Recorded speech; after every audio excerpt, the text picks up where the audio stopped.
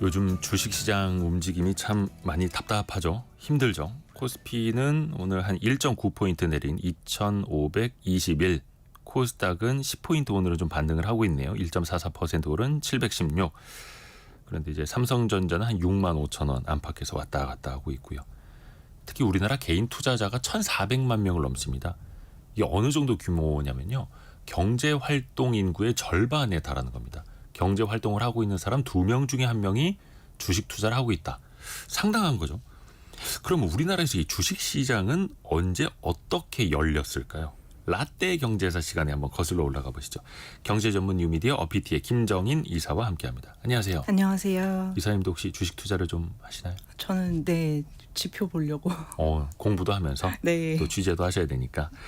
우리나라 주식시장의 문은 언제 처음 열게 됐을까요? 사실 증권거래소 생기고 한 거는 1950년대인데 시장이 굴러간다, 임계질량을 좀 넘어서 알아서 이제 굴러간다라고 보면은 1970년대 중반은 되어야 이제 주식거래가 좀 주식거래답게 좀 시장이 열렸습니다. 의미 있는 거래. 네. 예. 그래서 우리 이제 코스피라고 하는데 코스피, 코스닥 이렇게 편하게 얘기하는데 사실 이거 종합주가지수 얘기하는 거잖아요. 네. 그래서 지금도 정확한 이제 주식시장 명칭은 코스피는 아니고요, 유가증권 거래소죠, 사실은. 네. 그래서 이게 한창 이제 주식시장이 막 활발하게 돌아가기 이전에는 그냥 코스피라고 옛날 신문들 보면은 이제 안 나와요. 자료가 잘 안 나오고 이제 무리한 등산 코스 피하고 이런 식으로 이제 검색어가 나옵니다.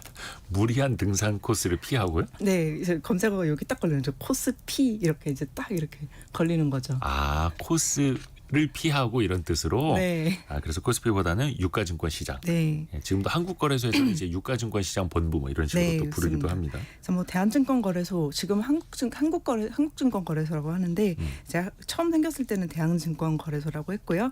이제 1956년도에 처음 생겼고요. 56년에. 네, 처음 상장된 회사는 12개 정도였는데 이제 한국전력, 이제 사실 그때는 경성전기, 남선전기 이렇게 얘기를 했는데 이게 인수합병이 되고 또 이름이 바뀌면서 이게 한국전력이 된 경성방직이라든지 동화약품, 조선운수, 지금은 이제 서울시내버스 이렇게 바뀌어 있죠. 이런 식으로 이제 한 12개 정도 상장이 됐었습니다. 1956년에 대한증권거래소가 처음 생겼다. 근데 이게 처음이어서 그랬을 것 같은데 문제가 좀 많았다면서요? 맞아요. 그래서 주식 가격은 사실 좀 가파르게 치솟았는데 네. 그때는 모두 자본시장에 익숙하지 않으니까 약간 돈 놓고 돈 먹기, 이제 네. 도박처럼 좀 인식을 하는 경우가 있었죠. 어쨌든 정부는 자본 조달이 굉장히 필요한 시점이었잖아요. 외화 조달이 무엇보다도 경제에 중요한 시점이었고 하니까 얼른 이제 증권거래소를 만들었는데 근데 민간 투자자들이 기업에 좀 투자하기를 바라면서 만들었지만 그만큼의 또 민간 자본이 없기도 했고요. 기업도 이제 자본을 그만큼 운영할 능력이 사실 역량이 좀 부족했고요. 그래서 개점 휴업 상태였다가 문 열면 또 약간 혼란이 벌어져서 또 닫았다가 이런 식으로 이제 망하기를 좀 반복했죠. 열었다 닫았다 열었다 닫았다. 네, 그래서 기업들도 사실 여기에 참여할 의지나 유인이 없었어요. 왜냐하면 정부가 주고는 지원금이 훨씬 더 편리하고 또 많기도 했고 그리고 이제 사실 이제 시장 운영하고 감독이 분리되어 있지 않아서 투명성도 없어가지고 이게 도대체 어떻게 가격이 시세가 만들어지는 것이냐, 기업이 좀 의구심이 많은 상황이었죠. 그게 1950년대 이야기고. 네. 60년대로 가면 증권 파동이라는 게 벌어지죠. 네, 50년대 발생했던 이 문제들이 전혀 해결이 안 된 상태로 이제 심화가 되다가 이제 결국 1962년대 증권 파동이 시작이 됩니다. 공매수나 공매도에 대해서 우리나라 시장에서는 좀 부정적인 인식이 많잖아요. 개인 투자자들 사이에서는. 이 부정적인 인식이 좀 퍼지기 시작한 첫 계기 같은데요. 이제 공매수 공매도가 간략히 말하면 돈이 없는 상태에서 주문을 해가지고 내가 원하는 방향대로 주가가 움직이면 이제 팔거나 사가지고 좀 차익을 손에 넣는 형태의 매매잖아요. 근데 이때는 어쨌든 이제 주식을 사면은 가격이 그냥 계속 오르니까요. 공매수하기가 딱 좋은 상태였거든요. 이제 청산일에 이자도 갚고 원금도 갚고 나도 돈을 벌고 이렇게 좀 생각을 해서 공매수를 너무 많이 해가지고 주식 가격이 4개월 만에 한 최대 200배까지 오르는 일이 있었는데 200배요? 네, 4개월 만에? 12개 상장이 되어 있잖아요. 근데 이 12개들이 이제 200개씩 오르니까 거의 이제 코인 수준으로 이제 코인보다 더 빠르게. 그래서 이게 계속 진행이 되니까 아시다시피 실제로 돈을 내는 사람은 없고요. 호가만 계속 올라가는 거예요. 실제로 돈 낸 사람도 없는데. 맞아요. 이제 버블이 이제 꺼지기 시작하니까 이 돈을 낼 수 있는 사람이 아무도 없는 거죠. 근데 이때는 법 규제 같은 게 정비가 되어 있지 않아서 거래소가 돈을 못 내면 이 돈을 물어주게 되어 있었어요. 그래요? 네, 거래소는 이제 못 물어줬고요. 이제 파산을 했죠. 문을 닫았습니다. 거래소도 돈이 없었으니까 네, 당시에. 이걸 증권 파동이라고 합니다. 근데 여기 이제 중간에 끼어가지고 호가를 이렇게 올려놓은 사람들이 또 이제 군사 정권 실세들이 끼어 있어가지고 안정성이 굉장히 중요한 금융시장인데 거래소를 위한 목적하고는 좀 정반대 일이 벌어졌던 거죠. 아하. 근데 지금도 이제 우리나라는 코스닥 같은 경우에는 거의 80% 가까이가 개인 투자자 비중이거든요. 네. 주식 시장이 처음 생겼을 때는 주로 어떤 사람들이 관심을 보였을까요? 민간 자본이 거의 없던 시절이니까요. 뭐 50년대, 60년대는 당연히 이제 정부랑 관계 어느 정도 이제 돈이 좀 있는 분들이 관심을 가졌고 1972년도에 증권시장 붐이 일어났어요. 네. 이때는 조금 이제 그 붐이 번져 나갔는데 그때도 뭐 금전적 여유가 있거나 아니면 금융 지식이 있는 중산층 이상 이제 기업가들, 전문직 종사자들이나 특히 이제 특이했던 거는 은행이나 금융기관 직원들이 좀 관심을 많이 가지고 참여를 했어요. 아무래도 많이 이제 듣는 사람들. 맞아요. 근데 이때는 이해충돌 규제가 지금처럼 정교하지도 않았고 심지어 금융실명제도 아니어서 은행 직원이 차명으로 계좌를 만들어서 이제 투자하면서 이제 돈을 좀 많이 벌어갔죠. 이러다가 이제 뭐 횡령해가지고 뭐 10년 동안 돌려도 아무도 모르고 이런 사태도 좀 많았고요. 1972년에 사실 증권시장 붐이 일어난 거에 대해서 조금 말씀을 드리면 이때 8.3 긴급 경제 조치라고 사채 동결했어요. 사채 동결. 네, 깊이 얘기할 건 아닌데 어쨌든 대기업도 좀 사채를 쓰던 시절이 있었잖아요, 우리가. 근데 이때 이제 사채를 동결하면서 그리고 고도 성장이 맞물리면서 기업들이 주식시장에서 자본을 좀 조달해 볼 수 있나 하는 인식을 좀 갖게 돼가지고 그리고 이제 상장기업 공시 의무가 이때 좀 정상화가 돼서 주식이 좀 활발하게 이루어졌던 면이 있습니다.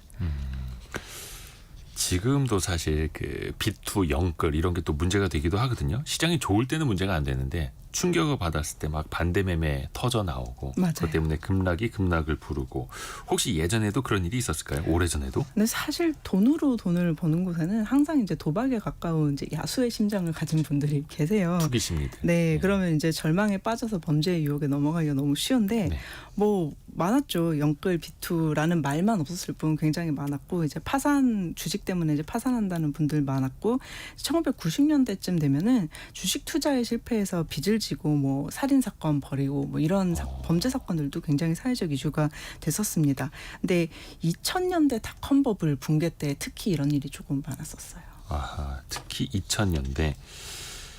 그 이야기 뒷부분에 또 해보겠고. 네. 주식 거래 방식 지금이야 뭐 그냥 스마트폰으로 몇 번 터치만 하면 참 편리하게 되는데 예전에는 그 경매처럼 땅땅땅 두드리는 장비라고 해야 될까? 도구가 있었죠. 네, 그 목재 망치. 그래서 5, 60년대는 이제 딱딱이 매매라고 했는데 요새는 법원에서도 그렇게 안 한다고 알고 있는데 저희 이제 이미지가 법원에서 땅땅땅 이렇게 치는 이미지가 있잖아요. 근데 그게 격탁봉인데 경매처럼 이제 주식을 사고 팔고 거래가 성사가 되면 이제 두들겼죠. 이제 매수자와 매도자가 직접 경매하는 것처럼 약간 생선 경매하는 것처럼 도매시장에서. 그죠, 옆에서 막 불러대고. 네, 그렇게 됐다가 이제 70년대, 80년대 가면 포스트 매매라고요.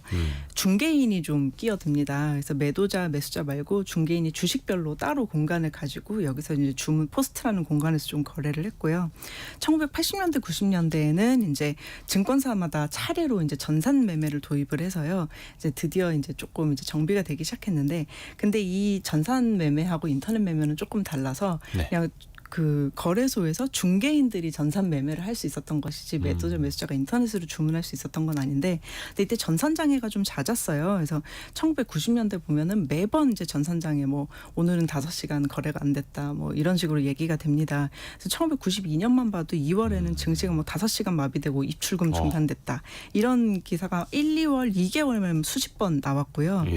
그래서 1997년 9월에야 완전 전산화가 돼가지고 이런 게 좀 줄어들었는데 외환위기 직전이죠. 그래서 이때는 그래서 이제 뭐 원활하지 않고 사람이 다 했기 때문에 업무 과부하가 너무 걸리잖아요. 그래서 하루에 총 거래 가능 시간이 4시간밖에 안 됐었어요. 점심시간에는 휴장을 했었습니다.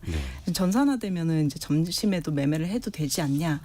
그때도 이제 일을 너무 늘린다 이런 식으로 여기에 찬반 논쟁이 좀 사회적 이슈였죠.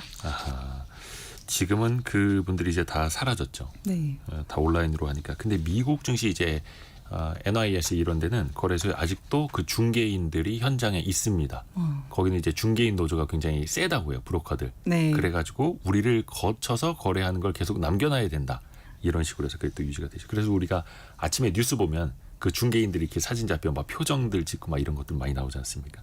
그게 그런 표정. 그렇습니다. 또 예전에는 장 열리는 시간에 맞춰서 아예 거래소로 출근하는 투자자도 많았다고요. 맞아요. 이제 인터넷 매매가 가능해진 게 2000년대 초반이 되어서야 이제 가능해지니까 네. 그 전에는 거래소 가서 직접 거래를 하기도 하고 이제 벽에 사진들 보면 이제 벽에 가격표가 막 붙어 있어요. 그래서 벽면에 칠판을 걸어놓고 분필로 쓰고 쓰고 지고 예, 쓰고 지고. 숫자 자석 이렇게 뗐다 붙였다 하고 네. 이 시세 게시판이나마 전산화된 거는 1979년, 80년 봐야 되고요. 네. 이제 이게 변하면 이제 거래소 직원들이 본사에 전화를 걸어서 가격 변화를 막 전달하는 거죠. 그래서 막 바쁘게 전화하는 영화 같은 거 네네. 보실 수 있잖아요. 당연히 이제 변하는 시세에 맞춰서 주문을 해야 되니까 체결 속도도 굉장히 전산화가 안 돼서 느린데 하나하나 수작업이니까 이 주문 배달 사고가 굉장히 많이 났었습니다.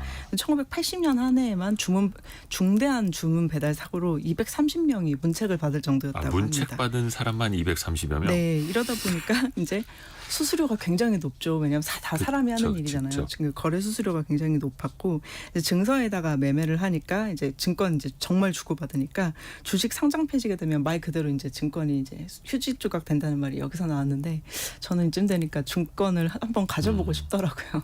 80년대, 90년대 그때는 그래서 수기로 종이에 써서 주문을 넣었는데 그때 막 사람들이 너무 몰리니까 어떤 네. 사람들은 두꺼운 책에다가 종이를 넣고 지폐 한 장 껴서 직원한테 던져주고 뭐 이런 식으로 주문을 넣었다 하더라고요. 인감 도장을 막 맡기도 하고 네. 예, 알아서 해달라 이러고. 그리고 또 증시에서 항상 그 많은 사람들이 투자하는 그런 업종을 보면은 그 시대 산업이 또 보이기도 합니다. 인기 업종도 시대마다 달랐죠. 맞아요. 이제 고도 성장기였던 1970년대, 80년대에는 이제 전통적인 제조업, 중공업, 이제 건설업, 그리고 이제 안정적인 은행업이 인기였고요. 네. 뭐 한국전력이나 포스코, 포항제철이죠. 그때 당시에 포항제철 이거는 국민주라고 불렸었죠. 그래서 1990년대에는 또 한창 수출이 뻗어가 나가던 이제 전자, 삼성전자가 사실 요때 반도체로 두각을 드러냈잖아요. 그래서 전자와 자동차주 그리고 통신산업이 좀 급격하게 성장을 하면서 좀 주식시장에서 인기를 얻었고요. 2000년대에는 IT 기업 벤처 붐이 일어나면서 이제 우리가 아는 다음이나 뭐 네이버나 이런 게 등장을 하죠. 최근에는 여기서 이제 조금 더 뾰족해지는 분위기인데 네. 반도체로 세분화되고 뭐 바이오 나오고 게임 나오고 화장품 등이 추가되는데 이게 이제 지금 크게 변화한 것 같지는 않아요. 그래서 언론이 트렌드가 좀 많이 변하는 모습을 보여야 우리나라 산업도 좀 혁신을 하고 있구나, 확장이 되고 있구나 이런 생각을 하게 될 것 같습니다. 그렇죠, 그렇죠. 그래서 개발도상국일수록 시가총액 상위에 막 은행들이 있거나 네. 건설사들이 있거나 이렇고 첨단 기업들이 이제 올라오는 게 보이면 그때부터 네. 좀 이제 산업이 달라지는 거죠. 삼성전자가 압도적으로 우리나라 시가총액 1위인데 삼성전자가 1975년에 상장했다고요. 처음에는 어땠을까요? 시장에서의 반응이? 근데 1970년대는 사실 현대가 우리나라 어떤 산업의 상징이었죠. 그래서 현대그룹이. 지금 같은 위상은 아니었고 그래도 이제 상장하자마자 우량주로 분류가 되기는 했고요. 업종에 아마 3위를 차지했다 상장하자마자 뭐 이런 얘기 있었을 거예요. 이제 곧잘 성장했지만 기복이 너무 심하다라는 비판을 좀 받기도 했고요. 근데 이제 뭐 처음으로 뭐 해외 전환사채 발행하고 이런 식으로 삼성전자가 좀 신경을 많이 썼어요. 주가에. 그래서 이제 부양이 곧잘 됐고요. 이제 90년대 이제 삼성전자가 90년대쯤 되면은 삼성전자 주가가 시장에서 좀 잘 나갈 때마다 전자업종 이렇게 가나요? 막 가나요 하는 언론 분위기가 좀 있었어요.